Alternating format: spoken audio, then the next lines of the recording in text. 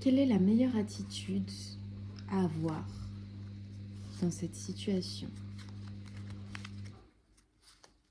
Quelle est la meilleure attitude à avoir dans cette situation? Quelle est la meilleure attitude à avoir dans cette situation?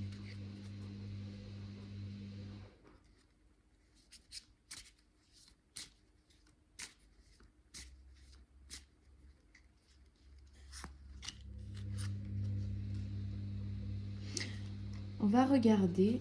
Ah, d'accord, on m'en donne 2. On va regarder ensuite...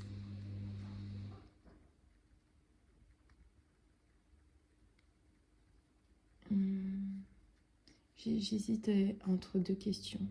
Mais je crois qu'on va déjà regarder quelle est la meilleure attitude à avoir. Et ensuite, si j'ai besoin d'approfondir, on regardera d'autres cartes.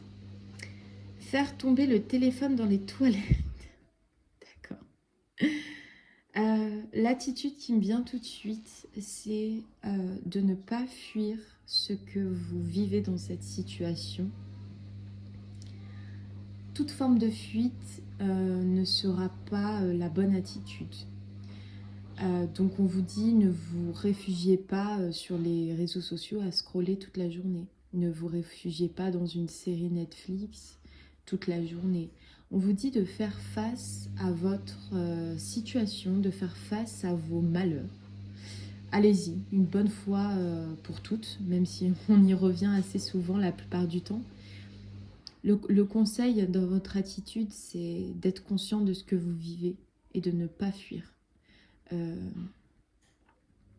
Le conseil, c'est de lâcher peut-être votre téléphone aujourd'hui et de simplement vivre une journée avec vous-même. Même si c'est difficile, même si c'est peu habituel chez vous, même si c'est effrayant de se couper un peu du monde, essayez. Et pour d'autres, si justement vous avez l'habitude d'être toujours coupé du monde et cette situation vient révéler chez vous le fait que vous ayez envie de partager, de faire quelque chose de différent, d'accueillir ces nouvelles émotions qui viennent à vous. Au contraire, on vous dit, prenez votre téléphone, passez des appels. Si ce n'est pas dans vos habitudes, faites-le. Donc voilà quelle est la première attitude à avoir. La deuxième qui nous a été offerte, lancer des pétards. Ok. Là, c'est pour certaines personnes, vous avez une colère en vous. Et je pense que vous sous-estimez le poids de cette colère qui peut être nocif pour vous même. Donc, lancer des pétards, on vous invite à avoir une attitude vraie. Donc, on s'en fout que ça fasse bien pour les gens. On s'en fout que ce soit peu habituel ou parfois même peu poli, que ça ne plaise pas. On n'est pas non plus dans un manque de respect vis-à-vis des autres, mais soyez vrai, même si vous n'êtes pas parfait et que cette colère peut décoller, peut jaillir, laissez-la jaillir. Faites naître qui vous êtes, dans vos qualités comme dans vos défauts. C'est une forme d'acceptation de vos émotions négatives pour les libérer. Si vous êtes plutôt dans un état d'esprit de base à vouloir calmer les choses, etc., et bien là, allez au bout de la colère. Ne cherchez pas à ravaler votre salive à chaque fois. Ne fuyez pas vos émotions. En fait, concrètement, ne fuyez pas votre réalité, vos actions. Ne fuyez pas vos émotions. Ne fuyez pas vos pensées, ne fuyez pas vos émotions. C'est complètement ça. Voilà la meilleure attitude à avoir dans cette situation. Il y a toujours une issue favorable dans des situations qui sont déroutantes quand on fait face à ces bas entre guillemets, il y a souvent un haut qui pointe le bout de son nez, peu de temps après, ça dépend pour chacun. J'aimerais quand même regarder quel est l'événement, même pas l'événement, parce que l'événement est déjà là.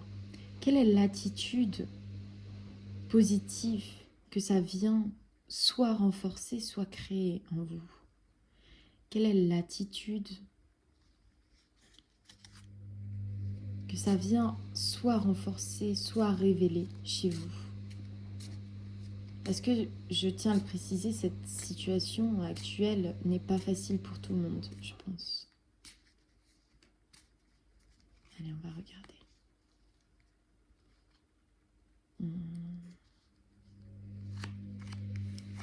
Celle-ci. Ok. Voyons voir.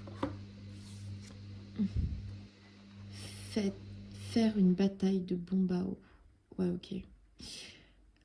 L'attitude que ça va déclencher chez vous, voire renforcer, c'est la combativité.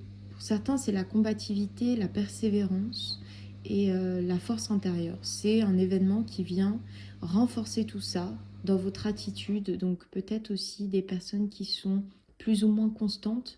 Eh bien là, il y a une constance qui vient se poser dans le sens des projets que vous avez envie de créer. Si c'est un projet d'amour, un projet de vie, peu importe la nature et la couleur de ce projet, c'est une attitude beaucoup plus constante.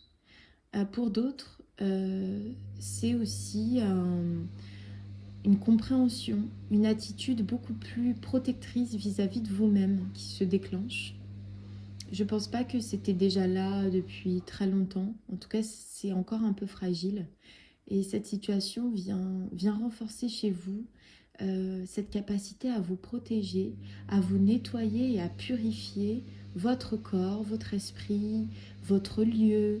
Vous savez, ces lieux où on se sent bien, à l'intérieur de soi, quand on est plutôt apaisé, même si c'est pas facile ce qu'on vit.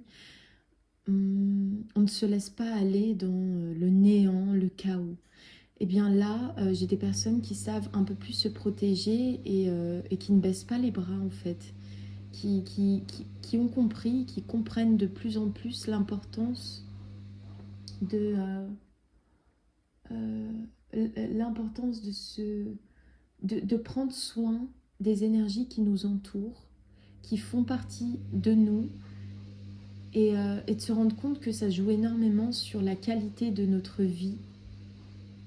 Donc waouh, c'est très très puissant et j'espère vraiment que vous pourrez bénéficier de ces énergies et de ces compréhensions-là.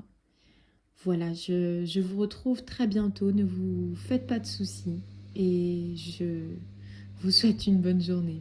Au revoir.